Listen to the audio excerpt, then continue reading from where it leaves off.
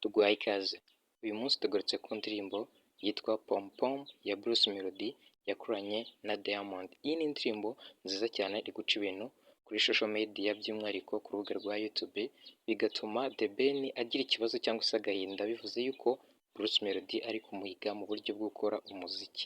Avuga yuko cyangwa se bigaragara ko indirimbo ya Bruce Melody yise Pom Pom yakoranye na Diamond imaze kurebwa n'abasaga miliyoni imwe n'ibihumbi magana abiri mu gihe cy'iminsi ine gusa, mu gihe The Ben we indirimbo yiwe yasohoye yise Indabo zanjye imaze kurebwa n'abasaga ibihumbi 719 ku muyoboro wa YouTube ubu turi kuvugana mu gihe cy'iminsi 9 yose. Bivuze yuko rero Bruce Melody ari guhiga The Ben bitewe n'uko yahise asohora indirimbo nziza cyane ije ikurikiye Munyakazi, nayo imaze kurebwa n'abasaga miliyoni imwe n'ibihumbi magana abiri.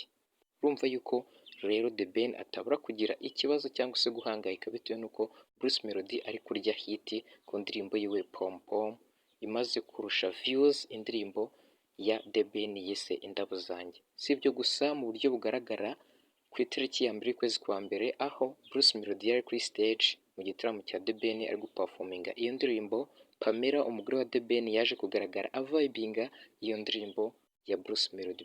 Bivuze yuko Pamela we afana Bruce Melody nk'uko yagiye abitangaza igihe kinini cyane.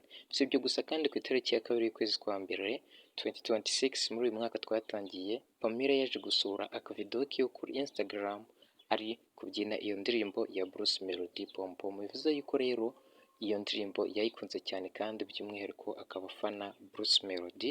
Urumva rero ko The Ben bitabura kumubabaza. Komeza kuryoherwa n'amakuru yacu tukugeze cyangwa se update nyinshi zitandukanye z'ibyamamare. Nawe ubutaha mu yindi video nziza tuzakugezaho kuri iyi channel yacu.